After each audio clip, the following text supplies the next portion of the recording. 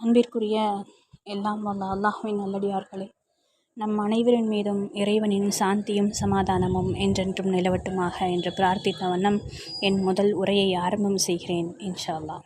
அல்ஹம்துலில்லாஹ். அல்லாஹுடைய பெரும் கிருபையினாலே இந்த குர்ஆன் காலேஜில் சேர வச்ச அல்லாஹ் ஒருவனுக்கே எல்லா புகழும். அல்ஹம்துலில்லாஹ். இவ்வளோ நாள் நாம் அரபு குரானை ஓதியிருப்போம், தமிழ் குரானை படிச்சிருப்போம், அதை புரிஞ்சுக்கணுன்னு எவ்வளோ நம்ம ட்ரை பண்ணியிருப்போம். ஓரளவுக்கு நம்ம அதை புரிஞ்சு படித்து வந்திருக்கோம். அல்ஹம்துலில்லாஹ். அதையெல்லாம் தாண்டி நம்மளுடைய வாழ்க்கையோடு இந்த குரானை அப்ளை பண்ணி வாழ்கிறதுக்கு நம்ம இன்னும் கொஞ்சம் எஃபர்ட் எடுக்கணும் இன்ஷா அல்லாஹ். அதுக்கு நாம் முதல்ல எப்படி குரானை அணுகிறது அப்படின்றத தெரிஞ்சுக்குவோம். ஃபஸ்ட்டு, யா அல்லாஹ், எல்லாமே நீயே தான், எனக்கு எதுவும் தெரியாதுன்னு அவனிடத்தில் சரணடைஞ்சிடணும். நம்ம உள்ளத்தில் இருக்கிற அழுக்குகளை எல்லாம் சுத்தம் செய்யணும். எப்படின்னா, அல்லாஹ்விடத்தில் பாவ மன்னிப்பு தேடணும். அவனிடத்தில் ஒரு தூசியை போல சரண்டர் ஆயிடணும்.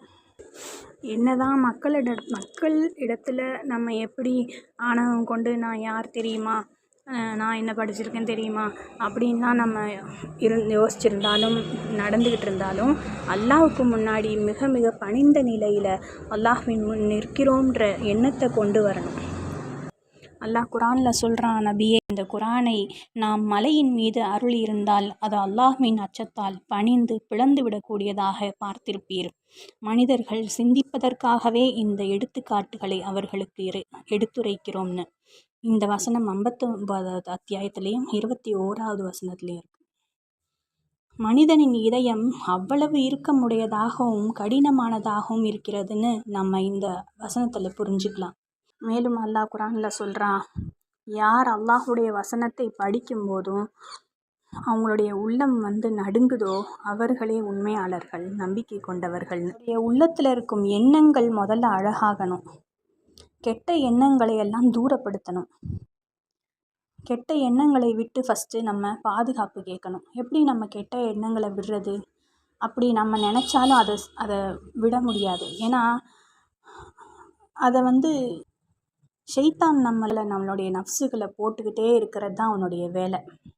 அந்த பொறுப்பையும் அல்லாஹ்கிட்ட தான் ஒப்படைக்கணும்.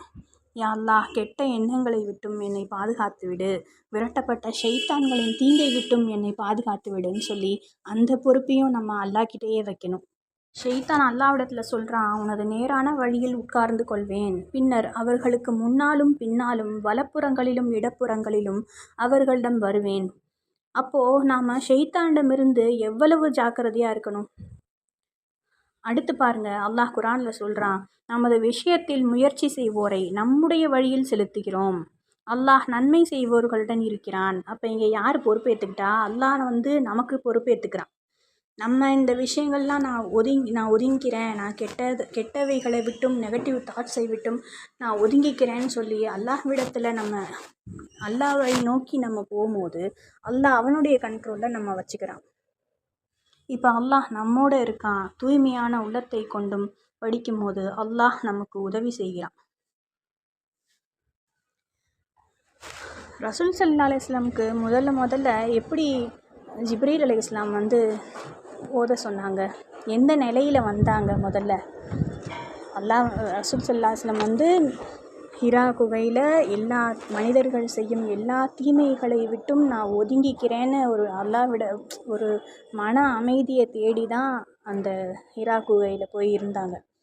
அந்த தீய விஷயங்களை எல்லாம் மனதால் வெறுத்து தான் அந்த குகையில் போய் இருந்தாங்க.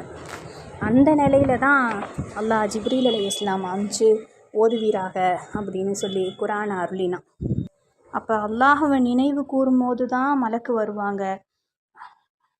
அதுபோல் நம்மளும் நம்மளுடைய உள்ள தூய்மையோடு படிக்கும் போதும் அந்த வசனம் நமக்கு விளங்குது. அல்லாஹ் நம்மக்கிட்ட என்ன சொல்ல வரான்னு நமக்கு புரியுது. அல்லாஹுடைய மாபெரும் கிருபையை கொண்டு நம் வாழ்க்கைக்கு ஒளி கிடைக்குது. இப்படி பயான் பண்ணுற அளவுக்கு அல்லாஹ் நமக்கு தகுதி இருக்கான்னு எனக்கு நிச்சயமாக தெரியாது. ஆனால் ஒரு பெரிய பொறுப்பை நம்மக்கிட்ட இப்போ கொடுத்துருக்கான்னு எனக்கு ரொம்பவும் அச்சமாக இருக்குது, கவலையாக இருக்குது. ஆனால் எல்லாமே ஒரு காரண காரியங்கள் இல்லாமல் எதையுமே அல்லாஹ் நாட மாட்டான்ற நம்பிக்கையோடு இந்த உரையை நான் முடிவு செய்கிறேன். இந்த குர்ஆனை அழகிய முறையில் படித்து விளங்கி குர்ஆனிய மனிதர்களாக வாழ அல்லாஹ் கிருபை செய்ய வேண்டும். இன்ஷா அல்லாஹ். அஸ்ஸலாமு அலைக்கும் வரஹ்மத்துல்லாஹி வபரகாத்துஹு.